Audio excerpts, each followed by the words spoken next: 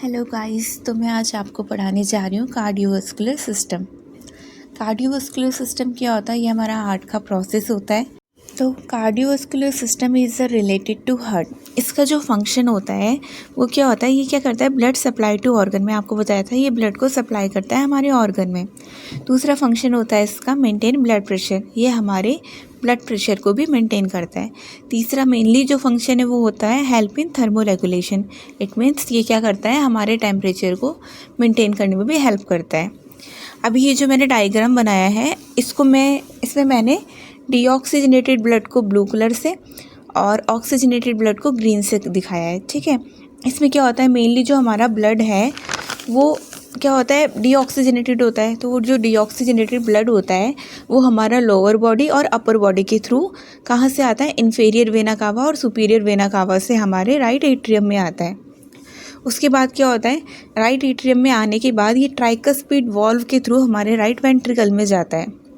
जब ये हमारे राइट वेंट्रिकल में चले जाता है तो वहाँ से ये हमारे राइट पल्मोनरी आर्टरी और लेफ़्ट पल्मोनरी आर्टरी में चले जाता है। उसके थ्रू क्या होता है? फिर यहाँ से ये हमारे लंग्स में जाता है, जिससे ये यहाँ पे ऑक्सीजनेटेड हो जाता है और ऑक्सीजनेटेड होकर ये ब्लड हमारा राइट पल्मोनरी वेन और लेफ़्ट पल्मोनरी वेन में आ जाता है, जिसके बाद ये हमारा लेफ़्ट एट्रियम में आ जाता है और लेफ़्ट एट्रियम में आने के बाद ये बाइकस्पिड वॉल्व के थ्रू हमारा लेफ़्ट वेंट्रिकल में आ जाता है, जहाँ से ये अरोटा के थ्रू होता हुआ हमारी पूरी बॉडी में सप्लाई हो जाता है।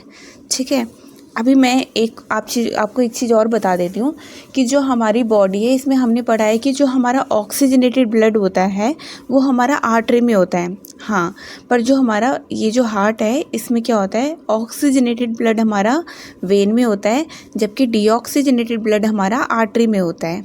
ठीक है, तो अब क्या होता है कि इसमें जो ये हो रहा है तो इसमें इलेक्ट्रिकल इम्पल्स जनरेट होती होगी, जिसे हम क्या बोलते हैं? Pacemaker of heart. तो ये जो इलेक्ट्रिकल इम्पल्स जनरेट होती है वो एसए नोड और एवी नोड फिर वो बंडल ब्रांचेस में डिवाइड हो जाती है, जो कि राइट बंडल ब्रांच और लेफ़्ट बंडल ब्रांच में डिवाइड होती है।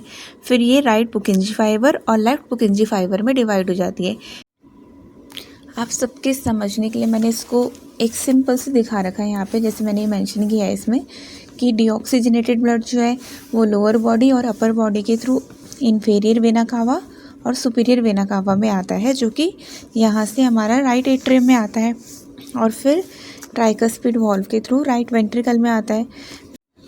फिर ये राइट वेंट्रिकल में आने के बाद हमारा राइट पल्मोनरी आर्टरी और लेफ़्ट पल्मोनरी आर्टरी में आ जाता है।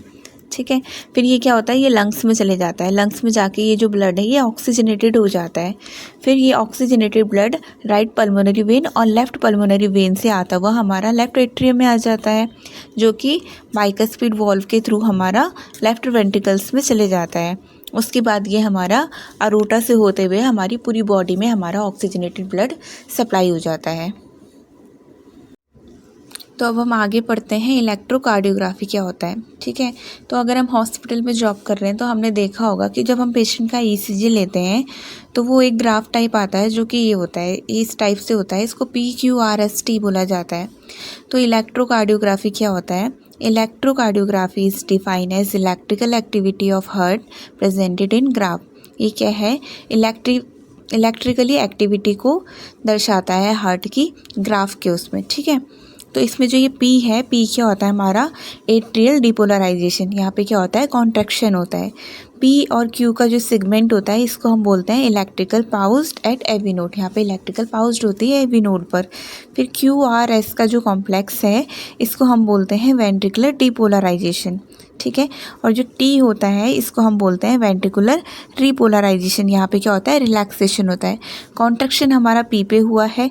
P और Q का जो सेगमेंट है उसमें क्या होता है? इलेक्ट्रिकल पाउज्ड हो जाता है।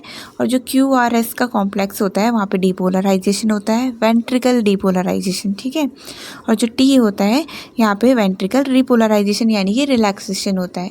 ये होता है हमारा इलेक्ट्रोकार्डियोग्राफी। ठीक है, अब हम आगे पढ़ते हैं कि कार्डियक साइकिल क्या होती है। तो कार्डियक साइकिल क्या होती है? Sequence of event during completion of one heartbeat. ठीक है। ये जो हमारा कार्डियक साइकिल होती है, इसका जो ड्यूरेशन होता है वो 0.8 सेकेंड का होता है।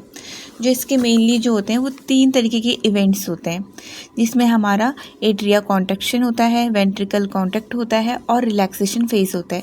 अब हमने हार्ट के डायग्राम में प्रॉपर अच्छे से पढ़ा था, तो इजीली समझ आ जाएगा।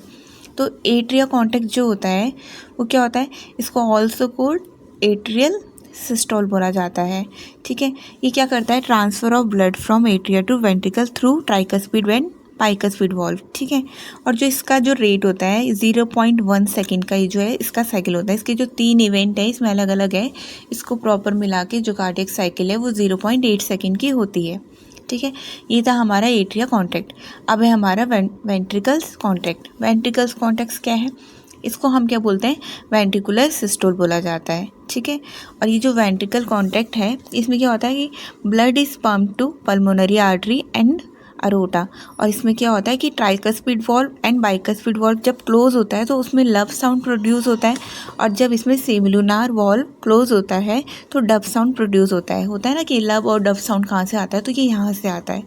ठीक है, इसमें क्या होता है, जब सेमिलुनार वॉल्व क्लोज होता है तो डब साउंड प्रोड्यूस होता है, साथ ही साथ क्या होता है, व्हेन वेंट्रिकुलर रिलैक्सेशन होता है, और इसका जो रेट होता है वो 0.3 सेकेंड का होता है। फिर इसमें थर्ड इवेंट जो आता है वो हमारा होता है रिलैक्सेशन फेज। इसमें क्या होता है, इसको हम डायस्टोल बोलते हैं। ठीक है, और इसमें क्या होता है, filling and distension of atria.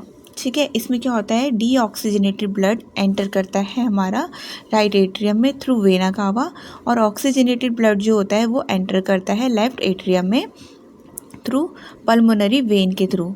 ठीक है, और इसका जो रेट होता है वो होता है 0.4 सेकेंड का। ठीक है, तो जो हमारी कार्डियक साइकिल हो गई वो प्रॉपर हो गई है हमारी 0.8 सेकेंड की। ठीक है, इसी कार्डियक साइकिल को मैंने सिंपल सा इसमें ऐसे दिखा रखा है कि जो रिलैक्सेशन फेस होता है उसको हम डायस्टोल बोलते हैं, फिर इसमें एट्रिया कॉन्टैक्ट होता है जिसको हम एट्रियल सिस्टोल बोलते हैं, फिर इसमें वेंट्रिकल्स कॉन्टैक्ट होता है जिसको हम वेंट्रिकुलर सिस्टोल बोलते हैं। ठीक है, और ये साइकिल 0.8 सेकेंड की है, और ये होता है हमारा प्रॉपर कार्डियक साइकिल। तो मैं उम्मीद करती हूँ कि आप सबको बहुत अच्छे से समझ आया होगा। Thank you.